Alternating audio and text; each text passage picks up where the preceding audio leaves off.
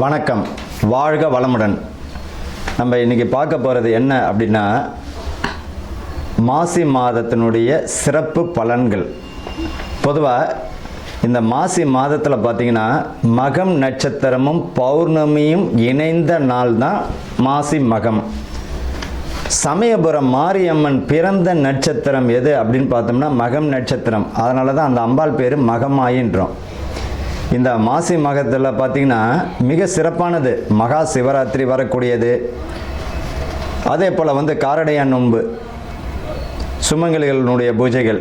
இந்த மாசி மாதத்தில் பார்த்திங்கன்னா கோவில்கள், புனித நீராடல், பித்ருக்களுக்கு செய்ய வேண்டிய தர்ப்பணம், முருகன் வழிபாடு, சிவன் வழிபாடு, அம்பிகை வழிபாடு எல்லாமே ஒரு அற்புதமான பலனை தந்துவிடும். அப்படி ஒரு இருக்குது இந்த மாசி மாதத்தில். சரி, இந்த மாசி மாதத்தில் பார்த்திங்கன்னா புனித நீராடுதல் ரொம்ப விசேஷங்க. பாவங்களை போக்கக்கூடியது. கடலில் குளிக்கிறது, குளங்களில் குளிக்கிறது, புனித நதிகளில் நீராடுவது, முன்னோர்களுக்கு தர்ப்பணம் செய்யக்கூடியது, இது எல்லாமே ரொம்ப அற்புதமான ஒரு விசேஷமான நாள். நல்ல பலனை தந்துவிடும். குழந்தை இல்லாத தம்பதிகள் பார்த்திங்கன்னா இந்த செவ்வாய்க்கிழமையில் முருகன் வழிபாடு பண்ணும் பொழுது குழந்தை கருத்தரிக்கிறது, அதாவது கருத்தரிப்பதற்குரிய மாதமாக அமைஞ்சிடும். இந்த மாசி மகத்தில் பார்த்திங்கன்னா சமயபுரம் மாரியம்மன் வழிபாடு செய்வதும் மிக, உங்கள் வீட்டுக்கு பக்கத்தில் மாரியம்மன் இருக்குன்னா அந்த அம்பாளுக்கு மாவிளக்கு ஏற்றி வைப்பதோ, அர்ச்சனை செய்வது, அந்த அம்பாளுக்கு எலுமிச்சை மாலை போடுவது மிக சிறப்பான ஒரு பலனை தந்துவிடும். பொதுவாக இந்த எலுமிச்சை மாலைன்னு நம்ம தான் ஒன்று ஞாபகம் வருது. தயவு செய்து பார்த்திங்கன்னா இந்த ஊசியில் கோத்த பழத்தை தயவு செஞ்சு இந்த சில கோயில்களில் கொடுக்கறது ஒரு வழக்கமாக வச்சுப்பாங்க. அம்பாளுக்கு மாலை போட்டுருவாங்க. அந்த மாலையை பிச்சு என்ன பண்ணுவாங்க, ஒரு பழத்தை ஒன்று கொடுத்துட்டு இருப்பாங்க. பொதுவாக ஒரு பழத்தை துளை போட்டாலே அதனுடைய பலி முடிஞ்சிடுச்சு. அப்பேற்பட்ட பழத்தை நம்ம வாங்கக்கூடாது. முழு பழத்தை இறைவனுக்கு சமர்ப்பிக்கணுமா, ஒரு முழு பழத்தை கொடுத்து அம்பாளனுடைய பாதத்தில் வச்சு அதை வீட்டுக்கு எடுத்துகிட்டு ஜூஸ் போட்டோ அல்லது எதாச்சும் உணவில் சேர்த்துக்கிட்டோ நம்ம உள்ளுக்கு சாப்பிட்ணும். நம்ம என்ன செய்கிறோம், சாமிகிட்ட வச்சுட்டு அது மாட்டு காஞ்சி விடும். காஞ்ச உடனே தூக்கி குப்பையில் போட்டுருவோம். பொதுவாக அம்பாள்கிட்ட கொடுத்த பழத்துக்கு அப்படி ஒரு அற்புதமான சக்தி உண்டு. அதை நம்ம பயன்படுத்தணும். ஊசியில் கோத்த பழம்லாம் இல்லை, முழு பழத்தை கொடுத்து இறைவன்கிட்ட இருந்து நம்ம வாங்கிக்கிறது நல்லது. மகா சிவராத்திரி, அதாவது என்னைக்கு வருது இந்த மகா சிவராத்திரி? ஈசனை வழிபடக்கூடிய மிக அற்புதமான நாள், மோட்சம் கிட்டக்கூடிய நாள். அன்னைக்கு இறைவனை மட்டும், பகவானை மட்டும் நம்ம மனமாற வேண்டிக்கிண்டு நீ தான் கதி அப்படின்னு சரணாதிகதி அடையணும். மகா சிவராத்திரி அன்று பார்த்திங்கன்னா ரொம்ப அற்புதமான நாள். என்னைக்கு வருது அப்படின்னா 15/2/2026 மாசி மாதம் 3ஆம் தேதி மகா சிவராத்திரி. மாசி மகம், மாசி மாதத்தில் வரக்கூடிய மகம் நட்சத்திரம். சமயபுரம் மாரியம்மனுடைய நட்சத்திரம், பிறந்த நட்சத்திரம் பார்த்திங்கன்னா மகம் நட்சத்திரம். அதனால தான் மகமாயின்றோம். 2/3/2026 மாசி மாதம் 18ஆம் தேதி அன்னைக்கு மாரியம்மன் வழிபாடு, வராகி வழிபாடு, பெண் தெய்வங்கள் வழிபாடு, அம்பிகை வழிபாடு மிக அற்புதமான ஒரு பலனை தந்துவிடும். காரடையான் நோன்பு, கணவனுடைய ஆயுள் பலமும் குடும்பத்தில் நிம்மதியும் புத்திர விருத்தியும் வம்ச விருத்தி தரக்கூடிய நாளாக அமைஞ்சிடும். அன்றைக்கி பார்த்திங்கன்னா சுமங்கலிகள் பார்த்திங்கன்னா இந்த காரடையான் நோன்பு இருக்கிறது மிக சிறப்பான ஒரு பலனை தந்துடும். அன்றைக்கி பார்த்திங்கன்னா கோயிலில் உங்களால் முடிஞ்சது மாங்கல்ய சவரடு, வெத்தலை பாக்கு, பழம், பூவு, மங்கள பொருட்கள், மஞ்சள், குங்குமம், உங்களால் முடிஞ்சதுன்னா ஏதாவது ஒரு துணி வச்சு ஒரு 5 சுமங்களுக்கு உங்களால் எத்தனை பேருக்கு தர முடியுமோ தருவது மிக அற்புதமான பலனை தந்துவிடும். குடும்பத்தில் நிம்மதி இல்லாதவங்க, கணவன் மனைவிக்குள்ள பிரச்சனையாக இருக்குது, குடும்பத்தில் நிம்மதியாக இல்லை, செல்வங்கள் வரக்கூடிய பணம், சம்பாதிக்கக்கூடிய பணம் கையிலே நிற்கலை, இவங்கெல்லாம் பார்த்திங்கன்னா இந்த காரடையான் நோன்பு வருஷம் இருப்பது மிக சிறப்பான பலனை தந்துவிடும். அவ்வளோ அற்புதமான நலம் இந்த மாசி மகத்தில் வரக்கூடிய முக்கியமான தினங்கள். இப்போ அடுத்தது பார்த்திங்கன்னா இந்த ராசி பலனுக்கு நம்ம போகலாம். அன்பர்களுக்கும் நேயர்களுக்கும் ஆனந்த வணக்கங்கள். ரிஷப ராசி பார்த்திங்கன்னா இந்த மாசி மாதத்தில் எப்பேற்பட்ட ஒரு நல்ல அற்புதமான ராசி பார்த்திங்கன்னா ரிஷபங்க. ஆனால் என்ன, நந்தி பகவான் எப்படி சிவனை காலமெல்லாம் சுமந்து கொண்டு வாழ்கிறதோ இந்த ரிஷப ராசிக்காரர்களுக்கு காலம் முழுக்க ஏதாச்சும் ஒரு சுமை இருந்து கொண்டு தான் இருக்கும். ஏதாச்சும் இறக்கி வைக்கலாம் முடியாது. இவர்களுடைய இயற்கையான விதி இதுதான். அப்பேற்பட்ட இந்த ரிஷபம் பார்த்திங்கன்னா ரொம்ப அற்புதமானது. இந்த வருஷம் பார்த்திங்கன்னா அரசியல் ஆளுமை உடைய ராசிகளில் இந்த ரிஷப ராசியும் ஒன்று. அரசியல் ஆளுமையில் முக்கியமான ஒரு ராசியில் வந்து இந்த வருஷம் பார்த்திங்கன்னா 2026 ரிஷபமும் ஒன்று.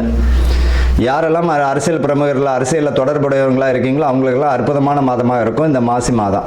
அசிவாரம் போடுவீங்க, பேச்சில் ரொம்ப அற்புதமான தெளிவு கிடைக்கும், நல்ல ஒரு முன்னேற்றமான சூழ்நிலையும் தந்துவிடும். கல்வியில் வந்து ரொம்ப கவனமாக இவங்க வந்து இந்த மாதத்தில் வந்து கல்வியில் வந்து கவனத்தை செலுத்தினாலும் புரிந்து கொண்டு இவர்கள் தெளிவடைஞ்சாலும் நல்லா படித்தாலும் சரி இவர்களுக்கு வந்து நல்ல ஒரு பலனை தந்துவிடும், முன்னேற்றமான சூழ்நிலை தந்துவிடும். இது வரைக்கும் வேலை கிடைக்கலன்னு நினச்சவங்களுக்கு பார்த்திங்கன்னா, அதுவும் குறிப்பாக ஐடியில் இருக்கிறவங்களுக்கு பார்த்திங்கன்னா ப்ரொமோஷன் கிடைப்பதற்கு அல்லது இடமாற்றம் கிடைப்பதற்கு நல்ல வாய்ப்புகள் உண்டு. அரசாங்கத்திலையும் பார்த்திங்கன்னா நல்ல ஒரு பதவி பணி உயர்வு தருவதற்கு வாய்ப்புகள் உண்டு. அரசு அதிகாரிகள் வந்து கைவிட்டல் இந்த மாதிரி இருந்தனா சூரியனை போன்று வெளிச்சம் போட்டு காட்டுருவார். அதனால் வந்து இந்த காலகட்டத்தில் வந்து கைவிட்டல் வேண்டாம், கவனமாக உங்கள் வேலையை மட்டும் பாருங்கள். தொழிலை வந்து விரிவுபடுத்தக்கூடிய வாய்ப்புகள் தந்துடும். ஒருவர் வந்து ஹோட்டல் கடை போட்டிருப்பார், முன்னாடி ஒரு டீ கடை போட்டுக்கலாம். அந்த மாதிரியான விரிவுபடுத்தக்கூடிய ஒரு அம்சம் தந்துவிடும். வருமானத்தை பெருக்கக்கூடிய மாதமாக இருக்கும். அதே போல் பார்த்திங்கன்னா இவர்களுக்கு மனை வாங்கக்கூடிய சந்தர்ப்பங்களும் வீடு கட்டக்கூடிய வாய்ப்புகள் கூடி வருங்க. இந்த மாதத்தில் மாசியில் வந்து அற்புதமான பலன்கள் பார்த்திங்கன்னா இந்த ரிஷபத்திற்கு தான். வாகனத்தில் செல்லும் பொழுது நிதானம் ரொம்ப கடைபிடிக்கணும். இந்த ஓவர்டேக் பண்ணுறது இதெல்லாம் வேண்டாம். சட்ட ரீதியான அதே போல் செய்யக்கூடிய தொழிலில் சட்டத்திற்கு புறமான தொழில் செய்யும் பொழுது அது ஆபத்தில் தான் முடியும், காப்பாற்றுறதுக்கு யாரும் இருக்க மாட்டாங்க. அதில் கவனமாக வச்சுக்கோங்க. கணவன் மனைவிக்குள்ளே இருந்த கருத்து வேறுபாடுகள் மறைந்து இந்த காலகட்டத்தில் வந்து பார்த்திங்கன்னா கணவன் மனைவி ஒற்றுமைகளும் பிள்ளைகளுடைய ஒற்றுமைகளும், பிள்ளைகளுக்கு பார்த்திங்கன்னா சுப காரியங்களும், திருமணம் வயதுடைய பிள்ளைகளுக்கு திருமணம் செஞ்சு அழகு பார்த்துருவீங்க. நல்ல ஒரு படிப்புலையும் முன்னேற்றம் தந்துடும், வேலையில் முன்னேற்றம் தந்துடும், பதவி பணி உயர்வு தந்துடும். அரசியல் பிரமுகர்களுக்கெல்லாம் ரொம்ப அற்புதமான மாதமாக இந்த மாசி மாதம் இருக்குது. இவர்களை பொறுத்த வரைக்கும் இவர்களுடைய ஆளுமையே பார்த்திங்கன்னா சுக்கிர பகவான் தான். இந்த சுக்கிர வழிபாடு, அதாவது பார்த்தீங்கன்னா வெள்ளிக்கிழமையில் அன்னை மகாலட்சுமி வழிபாடும், திருநாவலூர் சிவன் வழிபாடும், அதே போல் வெள்ளிக்கிழமையில் வந்து பார்த்தீங்கன்னா இந்த பெருமாள் கோயிலில் வாசலில் பார்த்தீங்கன்னா கருடாழ்வார் இருப்பார், தாமரை பூவில் வந்து அர்ச்சனை செய்வது மிக அற்புதமான பலனை தந்திடும். சுக்கிரனுக்கு ரொம்ப அற்புதமான பலன் தரக்கூடியவர்கள் கருடாழ்வார்.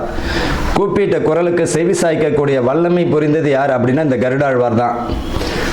அந்த கருடாழ்வாருக்கு தாமரை மலரில் நீங்கள் அர்ச்சனை செய்து வழிபடும் போது உங்களுடைய வருமானங்கள் தடையின்றி வருமானம் பெருகுவதற்கும், செல்வ காரியங்கள் பெருகுவதற்கும், சுபங்கள் பெருகுவதற்கும், குடும்பத்தில் மகிழ்ச்சி பெறுவதற்கும் ரொம்ப அற்புதமான ஒரு மாதமாக இருக்கும்.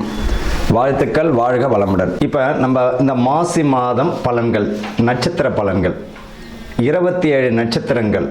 ஒவ்வொருவரும் ஏதேனும் ஒரு நட்சத்திரங்களில் பிறந்திருப்பார்கள். ஒருவரும்